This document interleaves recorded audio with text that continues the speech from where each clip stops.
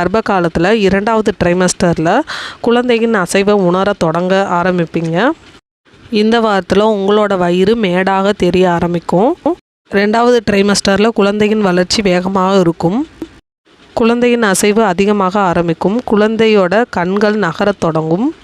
இந்த வாரத்தில் குழந்தை கசப்பு, கோபம் போன்ற உணர்வை கொண்டிருப்பாங்க. குழந்தையோட சிறிய கை கால்கள் வளைக்க கற்றுக்குவாங்க. இந்த வாரத்தில் அவங்களோட கையை வச்சு அவங்க வாயில் சக் பண்ண ஆரம்பிப்பாங்க. குழந்தைக்கு வாசனை, சுவை உணர்வும் உருவாகும். இந்த வாரத்தில் குழந்தையோட தோல் கடினமாக இருக்கும்.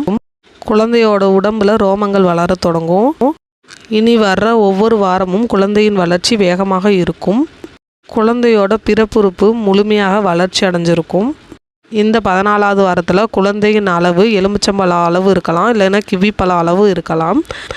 குழந்தையோட தலை முதல் கால் வரைக்கும் 3லேருந்து 4 அங்குலமாக இருக்கலாம். குழந்தையோட வெயிட்டு 50 கிராம்லேருந்து 60 கிராம் வரைக்கும் இருக்கலாம்.